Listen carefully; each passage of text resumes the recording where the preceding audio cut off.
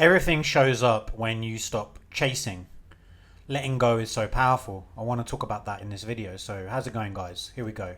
So, have you ever noticed this strange pattern in your life? And I've definitely experienced this. It's where you realize that when you're chasing something and then you sort of stop, it seems to come to you. Like you stop chasing somebody, you stop forcing relationships, or you stop looking for these opportunities, you stop chasing opportunities, you stop chasing money. And when you sort of let go, that's when everything sort of comes into place. And it's definitely the case because it's such a peculiar thing. I want to get into that now. What is it? What's actually going on here? And it's not manifestation, it's not magic, it's something else, it's something deeper. And it has a lot to do with what I talk about on this channel, which is parts work, or whether you're embodying the self energy. It's whether you're acting from parts, this kind of desperation, or you're embodying self, this belief that everything's okay as it is. So you're basically either in a state of gratitude or you're chasing. And I want to talk about why this is so powerful.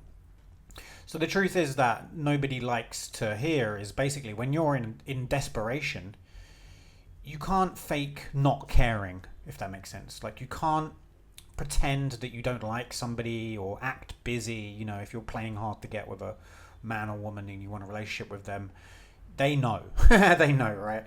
I've done that so many times. You know, you post the photos on your Facebook or Instagram trying to pretend that you're living your best life.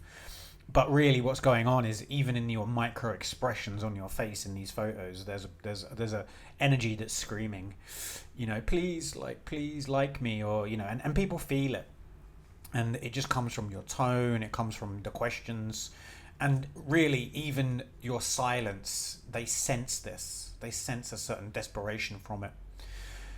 And that's why these games don't work, because when you're playing games, what's going on? You're playing from ego. You're playing from a sense of outcome which is going to fulfill you. You think will fulfill you anyway.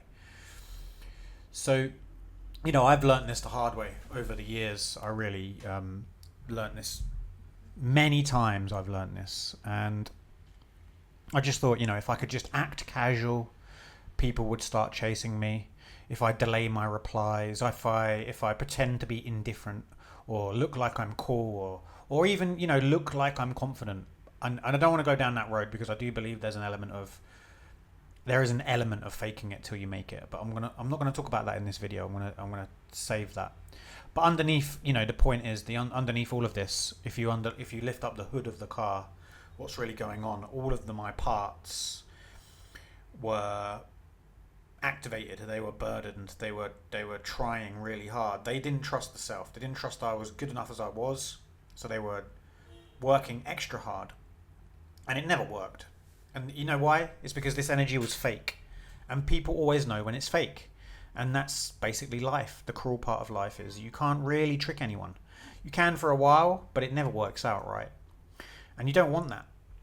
So when you're desperate, I mean, here's the analogy. If you're desperate and you walk into a grocery store, go into a supermarket, you know, you walk in and you're starving, hungry.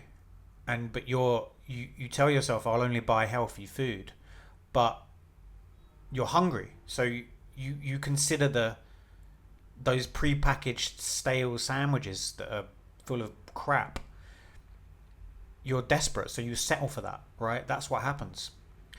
Whereas if you're operating from a different, you know, you could still be hungry, but you're operating from a place of completion, then you're not going to settle for less. You're going to stay strong.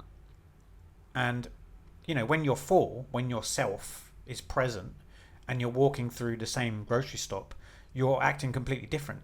You're choosing carefully. You don't need anything, and you don't need to choose anything. You just take what you need. You just take what actually fits you. And that's a calm, that's a kind of knowing that's real. It cannot be faked. But what happens is when we fake, it backfires. So when you think about this, like when you fake not caring, you're still focused on the thing that you want. You're counting minutes before replying. You're rehearsing what to say. Maybe there's someone attractive you want to go and speak to. You're rehearsing that. And you're trying to manage how you look. And that hyper focus is an investment, is an attachment. It's desperate. and people can smell it, especially women. Women can smell this much more. So the very act of pretending reveals that you're hooked. It's an act of investment. That's why it doesn't work. And the true self is always shining through, like what you're really feeling. Because pretending can seem calm, but it's basically being ruled by these desperate parts. So what you need to do, what actually works is, like I say on this channel a lot, parts work is so powerful because it gets to the point where what is it that you're afraid of? You're actually meeting your parts. You're meeting these vulnerable parts that feel rejected. That's where the energy is coming from. And it's turning inward. So the needy part, the rejected part, the perfectionist part, this overworker, basically they're all trying to protect you. They're trying to protect you from pain. But instead of hiding them, you're putting them on display, and you're saying, this is who I am. This is it. Now, you can say to these parts, actively say to these parts, I see you. I understand you're scared. I see that you're working hard to keep me safe. Thank you very much. Like, I get it. I get where you're coming from. The resistance to actually putting them on display is what rejects them. That's where they get locked into the shadow. You hear this term, the shadow, by Carl Jung a lot, right? That's where it goes. And it's the active resistance to actually wanting to discover them and explore them and have curiosity about them. That's where the problems come from. You know, of themselves, yeah, they may be causing you trouble, but it's the resistance to actually wanting to feel them. That's when you become needy and desperate. You can spot the neediness and desperateness and act from a completely different place. So what happens then when these parts feel relaxed and heard, they tend to relax more, and they don't want to have control so much. So, you know, suddenly you will have moments where you feel calm. You'll feel a little bit more indifferent, and that's what you're cultivating. Then you can reply when you want. You choose to spend time with that person when you want. You know, you're not driven by fear of loss, fear of lack. You're driven by abundance. It's all good. And this is the self energy shining through. So this is a paradox. The truth is that when you realize this, it's because you let go of the feeling of being empty. That's a paradox. It's very difficult to articulate. But when you stop needing people to fill your emptiness, that's when people are drawn to you. And it's not because you play games, not because you faked being unavailable. It's not because you genuinely are okay on your own. It's that energy is magnetic. And that's when people feel they can trust you.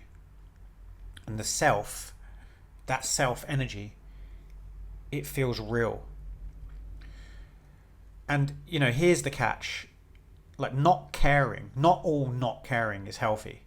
So you can grow an attachment to not caring. So sometimes we want to stop wanting things, not from calm, but from exhaustion. So that's apathy. We tell ourselves, oh, I just don't care anymore. You know, that's not what I'm talking about here. Active apathy is a coping mechanism. Whereas that's not self, that's just numbing yourself. And that, you know, the difference is very subtle. But healthy detachment comes from a feeling of fullness. Numb detachment comes from fear. It's not really detachment, it's apathy. It's choosing to not face whatever's down there. What one frees you, and one is just like walling yourself off and isolating yourself from facing things. And the key is to build real self energy. And this is everything I'm talking about on this channel. So subscribe. Check out the other videos. So remember, you don't need to play games. You don't need to fake indifference. You need to build a life where your parts don't have to go into this survival mode all the time, where you don't feel like you need to be in this fight or flight all the time. Maybe they will, maybe they won't. But this is what letting go is. And letting go is a paradox, because you get to the point where you realize, I don't mind if I don't let go. That is inferring that you're good enough as you are. And it's tricky. But then you start to see that you've got a lot going for you. Your self is actually what you need. There's not much else you need, really. And then you'll start to find that you can be alone more. Not from choice, but from just how you are. Like, you don't mind. So remember, you cannot fake not caring. Your parts will always sabotage. if you don't give them the attention they need. And that's the only real shift is to meet these parts, let them rest and let them be seen, and then give them the taste of self.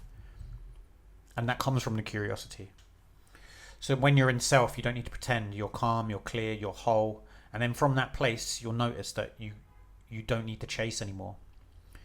And then when you want nothing, you realize you have everything that matters already. I hope that helps, guys. Please like, subscribe, comment below if this has been helpful. See you in the next video.